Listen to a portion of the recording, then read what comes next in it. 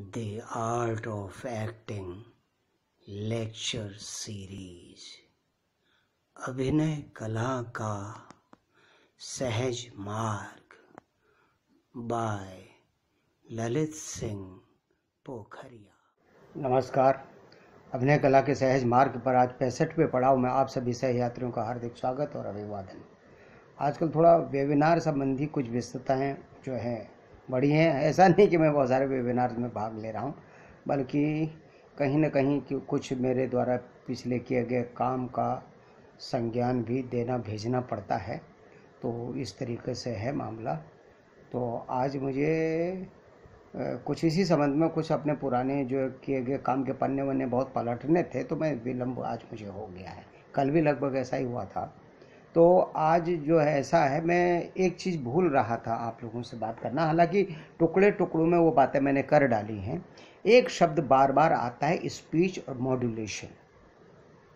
जब हमको बहुत लंबा पैसेज मिलता है तो वहाँ मॉड्यूलेशन की एक बड़ी बहुत बातें होती हैं, और मॉड्यूलेशन इस तरीके से बार बार कहा जाता है कि फिर से लगता है कि हाँ, बाहर से आने वाला कोई क्राफ्ट है जो एक्टर को उसका अध्ययन करके अपने अंदर उसी स्पीच में जहाँ तहाँ फिट करना पड़ेगा, ऐसा लगने लगता है।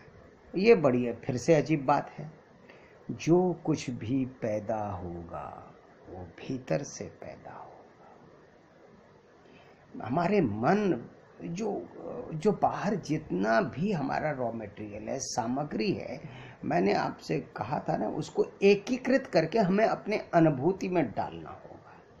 फिर उसे अनुभूति में डालकर अन्य प्रकार से जो अभिव्यक्ति होती है, या अभिव्यक्ति के अन्य आयाम हैं, मुखाकृति है, ध्वनि है, संवाद है, हाव भाव है, शारीरिक गति है, यानी मूवमेंट्स हैं, तो इन सब में वो परिलक्षित होगा। बाहर से नहीं पता चलेगा कि मैं कौन से संवाद पे कहाँ पर रुक जाऊं और कहाँ पर मैं आवाज़ ऊंची कर दूं, या मुझे यहाँ पर आवाज़ ऊंची कर देनी चाहिए, यहाँ गिरा देनी चाहिए, यहाँ पर मुझे यहाँ खड़े हो जाना चाहिए, यहाँ बैठ जाना चाहिए, यहाँ मुझे इस तरह का मूव लेना चाहिए। करना ये सब पड़ेगा। क्यों? वेरिएशन लाने के लिए। वेरिएशन क्यों ज़रूरी है? आम जीवन में जब हम बहुत अपने मन की सच्ची बात कर रहे होते हैं किसी दूसरे को, तो उसमें बहुत मॉड्यूलेशन जैसे टर्म पे हम ज़्यादा नहीं सोचते। वेरिएशन ज़्यादा जैसे टर्म पे हमें सोचना ही नहीं पड़ता, क्योंकि वहाँ पर वो व्यक्ति हमारी बात कंसर्न से सुन रहा है, या हम उसको सुना रहे हैं, बता रहे हैं। हमें किसी तीसरे व्यक्ति को ये नहीं बताना होता कि देखो हमारे भीतर ये चल रहा है, या हम इस व्यक्ति से ये बात कर रहे हैं और इसका ये मतलब निकल रहा है, ये मंतव्य है, ये निहितार्थ है, ये भाव है, ये विचार है। ये हमें तीसरे व्यक्ति के लिए प्रदर्शित नहीं करना पड़ता।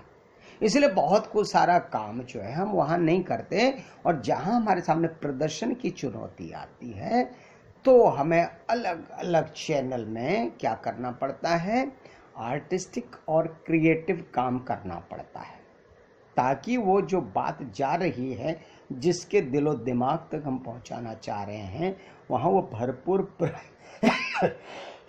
माफ कीजिएगा, भरपूर और हमारे इच्छित प्रभाव के साथ पहुंच सके। इसीलिए हम टाइम एंड स्पेस में डिज़ाइन करते हैं जो भी चीज़ करते हैं। क्यों? क्योंकि दर्शक हमारे सामने एक निश्चित भौगोलिक दूरी और एक निश्चित ज्यामितीय कोण में बैठा हुआ होता है, और ये अलग अलग होता है। 500 दर्शक हैं तो 500 की भौगोलिक दूरी भी और मंच के सापेक्ष उनका जो कोण है वो भी 500 हो जाता, अलग अलग हो जाता है। ऐसी परिस्थिति में, ऐसे परिदृश्य में हमें अपने काम पर क्राफ्टिंग का कितना सहारा लेना पड़ेगा।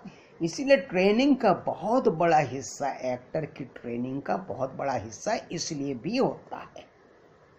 यहाँ फीलिंग करना नहीं सिखाया जा सकता। फील करने के लिए आपको, जो मैं बार बार मन की तैयारी की बात कर रहा था, अनुभूति परक होना, संवेदनशील होना, कल्पनाशील होना, उसके लिए अपनी प्रवृत्ति विकसित करने के लिए मैंने ज़रूर बात करी थी। और उस प्रवृत्ति को विकसित करने के लिए क्या क्या सहारे हो सकते हैं इस जड़ चेतन जगत में। समय और स्थान की इस अनंत सत्ता में जो भी जड़ चेतन है, उसके साथ अपना भावनात्मक तो चेतनात्मक जो अंतर संबंध बनाकर हम क्या क्या अभिव्यक्ति परक गुण अपने भीतर विकसित कर सकते हैं, अभिव्यक्ति परक प्रवृत्तियां विकसित कर सकते हैं, इस पर मैं बहुत बात कर चुका हूं, है ना। अब यहाँ इसीलिए यहाँ टेक्निकल काम आ जाता है, क्योंकि मैं मान के चल रहा हूँ जो भी पैसेज आपको दिया गया है, जो स्पीच दिया गया है, उसको आपने बहुत अच्छी तरीके से आत्मसात कर लिया होगा और करना ही होगा। और आत्मसात क्या करना है फिर मैंने बताया आपको। वो जो स्पीच आपको दी गई है उसका मेन कथ्य क्या है, मूल विचार क्या है, वो किस देश काल का है और उसके इर्द गिर्द क्या परिस्थितियां हैं और देश काल वातावरण क्या है, उसका रस कौन सा है, ये सब तो सोचना पड़ेगा। इसके अलावा और क्या सोचना पड़ेगा, बार बार मैं कहता हूँ 3 स्तर का चरित्र चित्रण है पात्र का, वो सोचना पड़ेगा। और इस सबके मंथन, चिंतन, मनन और मंथन के बाद क्या पता चलेगा, वो पात्र जो भी महसूस कर रहा है, जो भी सोच रहा है, जो भी बोल रहा है, जो भी कर रहा है, उसके पीछे क्या इच्छा है, क्या जरूरत है, क्या उसकी किस प्रतिक्रिया में हो रहा है और या किस प्रभाव में हो रहा है। कभी ये तीनों चारों चीजें अलग अलग होंगी, कभी 2 एक साथ होंगी, कभी 3 एक साथ होंगी और कभी चारों एक साथ होंगी। तो ये सब जब हम वर्कआउट कर लेंगे, जिसको हमने फार्मूले रूप में बताया था 5W जो 1H, तब हमारा मॉड्यूलेशन का काम कहाँ पर मॉड्यूलेशन करें बड़ा आसान हो जाएगा, अपने आप होने लगेगा, अपने आप। बस थोड़ा सा टाइमिंग और स्पेस का ध्यान रखना पड़ेगा, क्योंकि ये तय करना पड़ेगा ना, ये डायलॉग बोल दिए वाला सेंटेंस बोलते हुए उठना है, फिर घूमना है, फिर इस तरफ बढ़ना है, फिर उस तरफ जाना है, फिर चक्कर लगा लेना है या वापस आके बैठ जाना है। तो ऐसा करते हुए अलग अलग गति करते हुए हाव भाव क्या करने हैं, मतलब सिर कहाँ रखना है, मोटा मोटा ये तय किया जाएगा, क्योंकि होता अपने आप है, लेकिन which one is the best one ये सेलेक्ट करना पड़ेगा ना।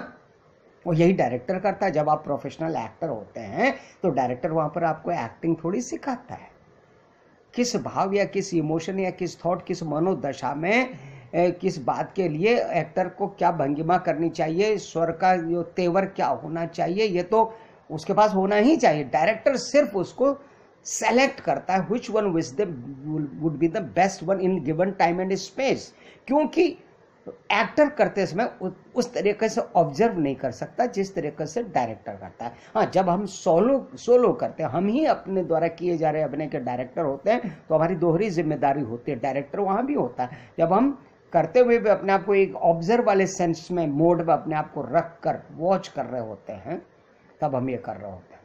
तो कहने का मतलब मेरा ये है कि मॉड्यूलेशन बहुत ज़रूरी है, लेकिन इसके लिए आप अपने भीतर से जब तक जो मैंने बातें बताई हैं इन सब के द्वारा आत्मसात नहीं कर लेंगे स्पीच को, तब तक बाहर से लादा गया, मॉड्यूलेशन के लिए बाहर से लादी गई चीज़ें कभी स्वाभाविक नहीं होंगी और वो अर्थपूर्ण और यथार्थ जो है सच्चाई के साथ प्रभाव नहीं डाल पाएंगे दर्शकों पर। ठीक है, लगेगा हाँ आप केवल एक्टिंग का ड्रामा कर रहे हैं, सच्चाई नहीं आ रही। तो अब मैं ये बता दूं, मॉड्यूलेशन के लिए स्पीच पर जो है 2 आधार होते हैं। एक तो होता है ग्रामेटिकल पंक्चुएशन, उसका तो ध्यान रखना ही रखना है। जब ग्रामेटिकल पंक्चुएशन का ध्यान हम रखते हैं तो मॉड्यूलेशन एक स्तर पर मॉड्यूलेशन अपने आप हो जाता है। ठीक है, जैसे मैंने आपको उदाहरण दिया था एक सेंटेंस से एक दिन किसी एपिसोड में, मुझे याद नहीं, रोको मत जाने दो, रोको मत जाने दो। अब मुझे यहाँ ग्रामेटिकल पंक्चुएशन, अगर उस बंदे को रोक लेना है तो ग्रामेटिकल पंक्चुएशन में मुझे खास तौर से ध्यान देना पड़ेगा, रोको मत जाने दो। अब अपने आप मॉड्यूलेशन हो गया ना, रोको में एम्फेसिस चला गया, मत में एम्फेसिस चला गया और रोको और मत के बीच एक पॉज आ गया, तो ये भी तो मॉड्यूलेशन का आधार है। ठीक, तो एक तो ग्रामेटिकल मॉड्यूलेशन होता ही होता है, कहाँ पर कॉमा है, कहाँ फुल स्टॉप है, कहाँ इंट्रोगेशन है, कहाँ एक्सक्लेमेशन है, कहाँ असर्टिव सेंटेंस है, कहाँ इंट्रोगेटिव है, ये सब ध्यान में रखना पड़ेगा। कौन सी चीज़ इन्वर्टेड कॉमा है, कहाँ पर डैश लगा है, क्योंकि इनके इस ग्रामेटिकल पंक्चुएशन से फोनोलॉजी का या हमारे जो फोनिकल जो हमारा काम है उस पर बड़ा ही जो है असर पड़ता है, उसको ध्यान में रखना पड़ता है। ठीक, दूसरा पंक्चुएशन क्या होता है, emotion wise thought wise punctuation. ये इमोशन और थॉट वाइज पंक्चुएशन का कहाँ से पता चलता है, जो हमने पूरा करेक्टाइजेशन कर रखा है, स्क्रिप्ट किया, दिए गए पैसेज की जो एनालिसिस कर रखी है, कैरेक्टर की जो एनालिसिस कर रखी है, उससे जो फिर ये सारे काम के बाद ये जो डिसाइड किया कि उस क्या इच्छा है, क्या ज़रूरत है, क्या प्रतिक्रिया है और कौन सा प्रभाव है, ये सब हमने तय कर रखा है। तो अपने आप किस जगह को, किस शब्द को ज़ोर से बोला जाए, कहाँ पर स्केल ऊंचा किया जाए, कहाँ पर जो है उसको डाउन किया जाए, कहाँ उसको वो शब्द को अवरोह की ओर ले जाया जाए, कहाँ आरोह की ओर ले जाया जाए, है ना, कहाँ पर कितनी देर रुका जाए, ये सब अपने आप पता चल जाता है, हो जाता है। सिर्फ उसको क्या करना पड़ता है, रवा करना पड़ता है, ट्यून करना पड़ता है ना। नई गाड़ी भी जब खरीदी जाती है सब कुछ बढ़िया होता है, लेकिन थोड़े दिनों क्या किया जाता है, ट्यून किया जाता है, रवा किया जाता है, उस हिसाब से चला जाता है। जब बिल्कुल रवानगी आ जाती है तो हमारे यहाँ रवानगी का क्या अर्थ है, अभ्यास का। हमने तय कर लिया, जान लिया, लेकिन उसको अभ्यास में लाना है। तो इस प्रकार से मुझे स्पीच और मॉड्यूलेशन में बहुत सारी और बात करने की ज़रूरत नहीं है। आप लोग इन दो मुख्य आधारों को समझिए। उससे पहले पात्र पर और स्क्रिप्ट पर बहुत गहरा विचार परक चिंतन मनन विश्लेषण और तर्क वाला काम कर लेना है। उसके मूड को बहुत अच्छी तरीके से वर्कआउट कर लेना है और कथ्य को बहुत अच्छी तरीके से वर्कआउट कर लेना है, उसके जेनर को वर्कआउट कर लेना है, तो मॉड्यूलेशन अपने आप होगा। ठीक है ना। बाहर से ये बहुत बड़ी होती है। अच्छा सर कैसे मॉड्यूलेट करें, कहाँ पर इम्फेसिस पड़ेगा? अरे भाई तुमने कैरेक्टराइजेशन कर लिया है, उसको अपनी अनुभूति में ढाल लिया है, तो वो तो दिल से पैदा होगा अपने आप। अगर उसको आपने अपने हृदय को पात्र का हृदय के रूप में एज्यूम कर लिया, मान लिया, तो दिल से अपने आप पैदा होगा। ठीक है। आपको रिहर्सल में सिर्फ उसका अभ्यास करना है, उसको पक्का करना है। ठीक है। तो अब ये क्योंकि कल बात मुझे रह गई थी, कल भी देर हो रही थी, तो मैंने सोचा मॉड्यूलेशन पर थोड़ी सी बात मुझे कर लेनी चाहिए। आज मैं कर दे रहा हूँ। कल से अब आपको डिफरेंट एक्टिव थ्योरी पर बात कराई जाएगी।